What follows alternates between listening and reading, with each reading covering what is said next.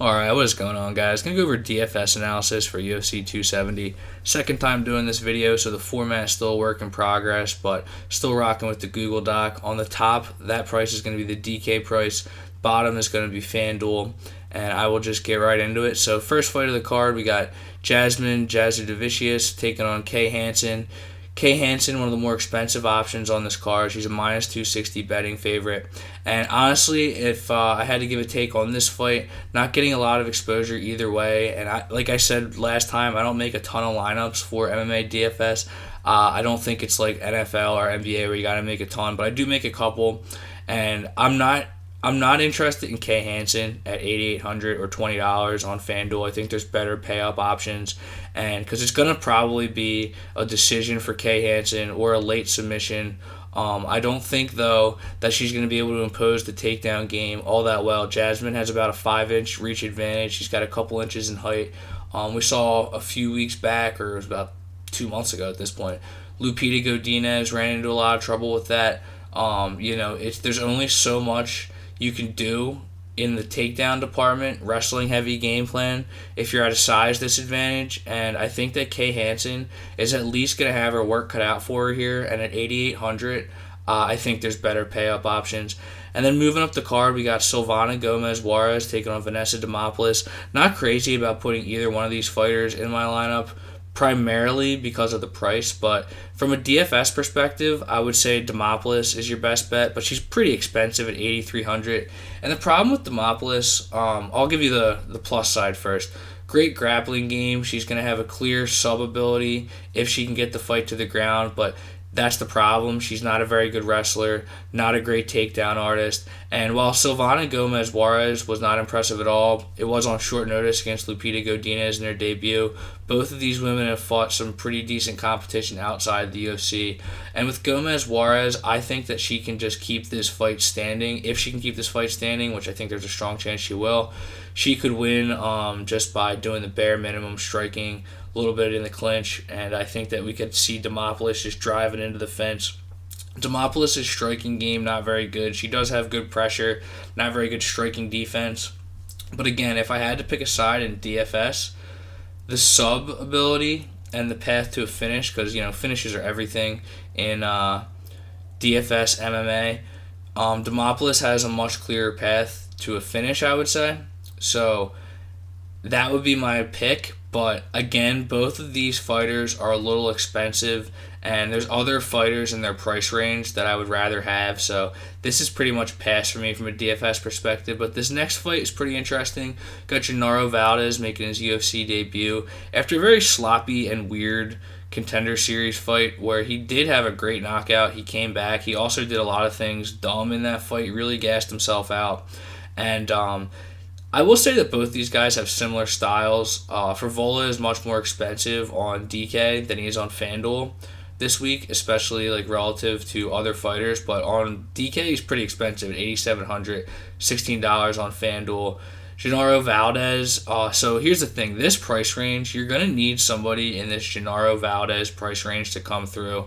One of these underdogs, not like a hefty underdog, but Simon Oliveira, Genaro Valdez, one of these guys is going to probably be in the optimal lineup. It's just picking the right one. And I typically wouldn't pick Genaro Valdez, but I really worry about Matt Frivola's chin. He's taken a lot of damage in just about all of his fights. He's a good wrestler. That's the best part of his game. He doesn't always use it, though. And I think that could be an issue in this one. I trust Valdez's durability. I like his counter striking. Think his striking is a little bit cleaner. And we got to remember, Frivola's coming off that gruesome KO. So at the very least, I definitely want to avoid Frivola on DK. I think he's way too expensive. I like the idea of Frivola a little bit more on FanDuel because the thing with Valdez is that cardio is really suspect in my eyes. Frivola, cardio is one of his strong suits. He's always solid in the third round. And I do think if he tries to wrestle, he can really tire Valdez out and cruise in this fight, but I have a feeling that he won't. And again, I just worry about that chin. I think at 7,500, Valdez is a decent play for DFS. I did pick him to win the fight outright in my betting video, but I'm not crazy about Valdez from a betting perspective. It's just like a flyer. So a lot of times with DFS, for MMA at least. I feel like you kind of got to look at what the odds makers are expecting to get a read on things, especially when it comes to like payout plays. But yeah, I think for Valdez, of all the underdogs and guys in his or fighters in his price range, I think Valdez is a solid option. But at the same time, it could really screw you if Frivola is able to just impose the wrestling. But yeah, I worry about the holes in Frivola's striking, couple that with the chin, coming off such a brutal knockout against Terrence McKinney. I think Genaro Valdez is the side in this fight all around. And then so another interesting one, Simon Oliveira taking on TonyGravley. Gravley, again, very expensive on DK. And he's pretty expensive on FanDuel too, but it's a little bit more pronounced on DK, even though he's about positioned the same on both platforms. But $8,900 on DK, $20 on FanDuel if you want to get TonyGravley. And there are things to like about TonyGravley's game. Last fight, I picked Nate Maness as an underdog, and the reason for that was Maness is so big. He's got a really good chin. He's certified zombie mode, and I just thought that Gravley was going to struggle to get the takedown game going. But Gravley does land a high volume of takedowns, scores a solid amount of fantasy points in a few of these decision wins he has. And the striking has come a long way. You know, he really rocked Nate Maness. Argument could be made that fight should have been stopped at the end of the first, and Gravley gets a first-round knockout there. But Maness was able to come back, and I do worry about TonyGravley's cardio. That's the problem. And so here's the thing with this fight. Another thing that I dislike about TonyGravley's game, and though I do like him to win this fight, he's a little bit too much of a favorite for me, which is why I didn't want to bet him. But there is definitely holes in his sub defense. He leaves his neck exposed a little too much. And I don't necessarily think that Simon Oliveira is the guy to get it done, but he does have a submission game off of his back. And at 7,300, if he's able to come through, he could be a huge deal. I think he's going to get very low ownership, so he's worth some consideration. Oliveira, it's very cheap, but I don't know. I think, like I said, there's better options in that price range. But behind Valdez, I think in terms of having some super high value, get that upset finish, Oliveira would be my second highest choice. And I don't know, man. Like I was saying earlier, Valdez, there's holes in his game too. Oliveira is just kind of more of a flyer. You'd kind of be looking for that submission off of his back. But TonyGravley has allowed that to happen. And from the perspective of TonyGravley, I just think he's too expensive. I think there's better pay-up options. But not really getting a ton of exposure either way on this fight. But Simon Oliveira, I think, would be the side if you're going to pick one from a DFS perspective. And then so this one, Pete Rodriguez taking on Jack Della Maddalena. I think Jack Della Maddalena is an ideal pay-up option this week. Pete Rodriguez 4-0. He hasn't fought anybody with not sub 500, a record over 500, positive record in the UFC. Pete Rodriguez has just fought all cans, and the thing is, he's kind of an unknown, but Jack Della Maddalena is a very polished prospect in my eyes. He's got a very good all-around game, heavy wrestling if he wants to go to it, but the boxing is what really stands out to me with his game, and particularly the defense. Della Maddalena has great defense, very tight guard, very good head movement, and very good counter striking. I like Jack Della Maddalena to get the knockout in round one. I did bet that. I'll have my betting video up after this, either tonight or tomorrow morning, probably tonight. But Della Maddalena, I think, is going to get the knockout in round one. I just don't think Pete Rodriguez has ever been in there with anybody this polished. And don't get me wrong, Pete Rodriguez has to get his props. 4 first-round finishes. I don't think he's been to like the third or fourth minute in any of his fights. He went 6-2 amateur, pretty much all stoppages there. He's got some decent wrestling from what I've seen, but there's just no tape on Pete Rodriguez. And you sometimes got to think, like, Jack Della Maddalena is probably a guy the UFC wants to promote. It's one of those hidden angles in these fights sometimes. Last time I thought this, it was Ian Gary against Jordan. There's so many subpar Jordans in the UFC. I know that guy got cut. I forget who it was. But the Jordan that they fed to Ian Gary. I feel like they're feeding Pete Rodriguez to Jack Della Maddalena. The plan was to feed Worley Alves, whose chin is gone, to Jack Della Maddalena. So now they bring in Pete Rodriguez, who nobody knows, off the regional scene, 4-0, no tape on him. I think he's just going to get caught with the counter and get starched by Jack Della Maddalena. So at 9,200, Jack Della Maddalena, one of the more expensive plays, but I think he has a clear path to an early finish here, and he's definitely worthwhile in both platforms. And then another big pay-up option, Raoni Barcelos taking on Victor Henry. I don't think Barcelos is worth the price of admission here on DK or FanDuel. I mean, it's really tough to say whether he's going to get the finish or not. He's probably going to be looking for a nice bounce back here, but Barcelos is a lot older than you would think, and it really just comes down to I like the path to a finish for some of the other pay-up options a lot more than I like for Barcelos, and there's really no value on Victor Henry. Yeah, he's the cheapest option, but there's a reason for that. But I just have a feeling that Barcelos is going to win this fight by decision, and if he does get the finish, I think it'll be a little bit more attritive, and I think, again, the other pay-up option is just going to be a little bit more worthwhile. But Barcelos is a huge betting favorite in this fight, and I don't know. It's just, again, in terms of you got to pick your spots with the pay-up options on this card, and I don't think Barcelos is worth $9,300 on DK or $22 on FanDuel. And then this is an interesting fight. There's always one of these where it's just about a pick 'em, and kind of got to pick your side. Michael Morales, $8,200 on DK, $15 each way on FanDuel. Giles, $8,000 on DK. And for this one, I slightly lean Michael Morales, but I will give Trevin Giles his props. He is moving down to welterweight for the first time. And before he got knocked out by Dricus du Plessis, he had a 3-fight winning streak going, some impressive wins in there. James Krause on short notice, took out Roman Dolidze as an underdog, about a similar size underdog to what he is now. Money has been trending in on Trevin Giles all week. Earlier in the week, Michael Morales was about minus 146 on FanDuel. Now he is minus 118 last I saw it. So money definitely coming in on Trevin Giles. But what I don't like about Trevin Giles is just not a lot of volume. I worry about his cardio. And we got to see how well he does at this weight class. I watched the weigh-ins today. He didn't look enormous moving down. And sometimes you got to worry about chin when you're moving down. I don't think that Michael Morales has demonstrated huge finishing ability. He's really green still. But he is undefeated. He's 22 years old, interim fight team, and I just think he's a lot faster, a lot more volume. He's got a nice reach advantage, and just it's very low volume from Trevin Giles, man. That's the problem. He's got good defensive grappling. He's got decent power, but it's just like sporadic 1-2s. And I think that Morales is going to have a clear advantage in the speed and volume here. If I had to pick a side, I'd go with Michael Morales. I did put Morales in my DK lineup, which I'll show in a minute. But there's other fighters in this range, depending on how you want to structure it. I'm not crazy about either fighter. It just shook out that way that I picked Morales.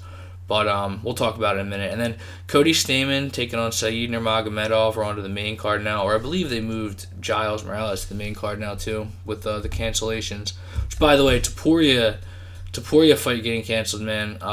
From a spectator's perspective, it sucks. From a DFS perspective, I kind of like getting him out of the way. He was just so expensive. But I kind of wish he was still here just because I think so many people would have had him. I wasn't going to put him in my lineup. He was 9,500.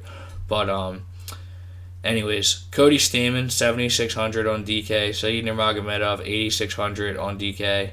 $17 for Saeid on FanDuel, $13 for Cody Stamann.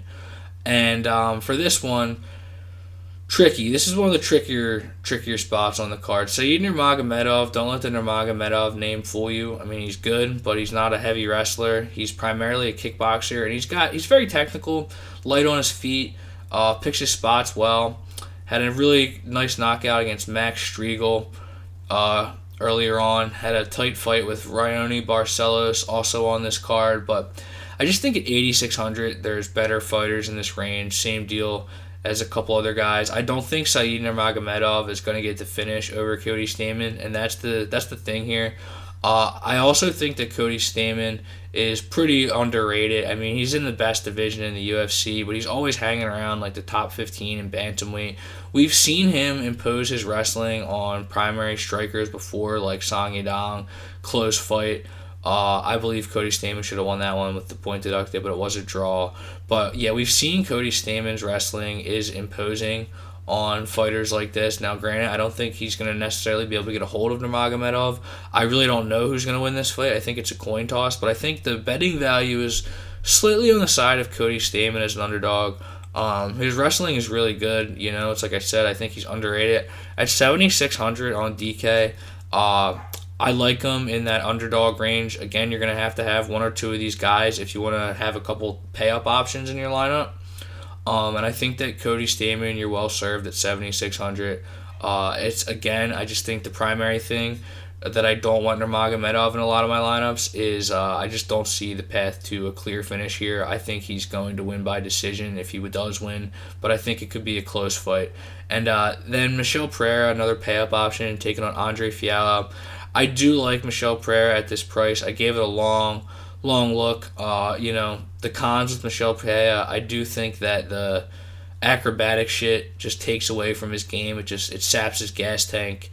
But on the flip side of that, he's had a lot of success against fighters with Andre Fialho's style. Just those boxers who are kind of stationary, not a ton of movement. Just look for the perfect boxing combination. Fialho is basically like a really watered down version of Chaos Williams, and Pereira was able to just stay out of the way of Chaos's power shots. Chaos was never able to really get in a rhythm in that fight. You just can't get a hold of him. These boxers with Fialho's style, they struggle with Pereira's movement. Everybody struggles with Pereira's movement, but that kind of style is just a nightmare matchup against Pereira. And, he styled on Zalim. Is it Zalim? Imadaev. Absolutely styled on him. Same deal. The only time he was really hitting that fight was when he was doing his rolling thunder shit. And we do have Fialho coming in on less than 2 weeks' notice. That's going to play a factor. I do think that Michel Pereira is going to get the finish here. I just don't think Fialho is going to be able to get a hold of him, and I think it's going to come in the second or third round for Pereira. I initially thought decision, but again, it's just he's had a lot of success against fighters with Fialho's style. He's a tough guy to prepare for. Even if you have a training camp, when you don't have a full training camp, you're just going in there and you got to fight Pereira right away. It's a tough spot for Andre Fialho. But, I feel like I talked down Fialho big time only because of his style. Styles make fights, but Fialho does have some good credentials. Sanford MMA, used to train at AKA. He spent some time at Bellator, PFL, fought a lot of good competition there. So this guy is not just like some regional scene can. I would definitely look to bet him in another spot in the UFC. We'll see who they match him up with after this fight, win or lose. But yeah, I do like Michel Pereira. I do think he's worth the steep price. And again, it comes down to, for me, I would rather have Pereira than Barcelos. It's like you got to pick your pay-up options. I'd rather have Pereira than Kay Hansen. I'm not saying that I don't think these fighters are going to win the fights easily. I just think that Pereira is a better option. And again, what I just said, I hate to fucking jinx things, man. There are no easy fights in MMA. There are no locks. I gotta reverse that jinx that I just put out there into the universe right now. But Davison Figueretto taking on Brandon Moreno.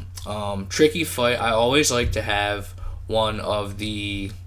at least one 5-rounder, and you got 4 options in this one in my lineups. Brandon Moreno at 8,500 is a good price, man. I do like Brandon Moreno to win this fight, but I do think it's going to go extended. So there's a lot of value on Davison Figueretto. I could see this one going to the 3rd or 4th round, at least 4th or 5th. But I got to go with Moreno. I just think the intimidation factor that Figueretto used to have at flyweight is gone. You got to remember, he's in his mid-30s now. How long can he keep those twitchy muscles at flyweight and remain dominant, be able to keep up with a guy like Moreno, who's still only 28, coming into his prime now? I do think that Moreno's the guy here. I do think he's the side. He's well-priced, man. 8,500 on DK. $17 on FanDuel. I think he's worth having. I have him in a couple lineups. And then I also have Figueretto in a couple lineups. I didn't put Moreno in my optimal lineup that I'm going to give, the one that I enter into head-to-heads for DK or FanDuel, only because I just think the way it shook out I would rather had a couple more pay-up options, and I was just short from affording Brandon Moreno, but I think that you can't go wrong with either side here. Figueretto at 7,700, if he can just get to the third or fourth round, he'll be worthwhile. So, it's the one added factor in DFS for MMA. The guy who is on the losing side of the 5-round fight can sometimes be a worthwhile ticket to try to have in your lineup. But, it's not always the case. But it's pretty much the only time where somebody taking an L can still benefit your lineup. And then for the main event, Francis Ngannou taking on Ciryl Gane. Francis, pretty... What's the word I'm looking for? I would say fairly priced. But this is such a volatile fight from a DFS perspective. I think it's going to really be a big factor in whether your lineups are going to be profitable or not, which way you side in this fight. I do like Ciryl Gane. I just got to go with he's got a lot more tools. He's good at breaking his opponents down, but Ngannou, not much else to say other than if he's got the freak power, he's going to land it. If you're on Ngannou, that is basically your analysis, and I can't hate on that. If Ngannou wins, man, I feel like he's going to be a part of pretty much all the lineups that are profitable in tournaments.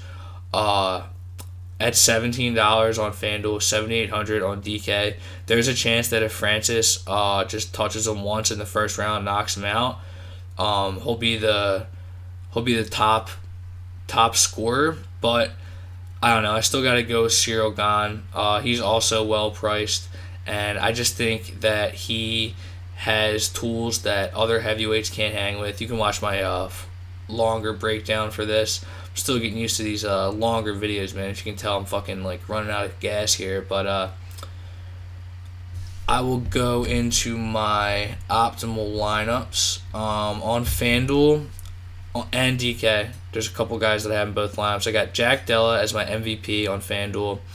Got Jack Della on DK, paid up for him. Ciryl Gane, I put in both lineups. Michelle Pereira, I put in both lineups. Valdez, I put in both lineups. Again, these are my optimal lineups. I make a couple.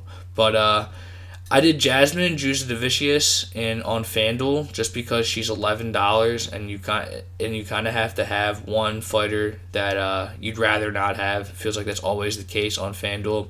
And I'll just take the sides advantage for Jasmine and roll the dice. And then Davison Figueretto, just the way the prices shook out, I'd rather have Figueretto over 5 rounds than Michael Morales or Cody Stamann in that FanDuel lineup. So that's what I went with. And then I did go with Michael Morales on DK.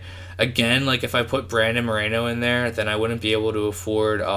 it would affect 2 slots. So I'd rather have Morales and Stamann than have Moreno and Jasmine Jasudavicius.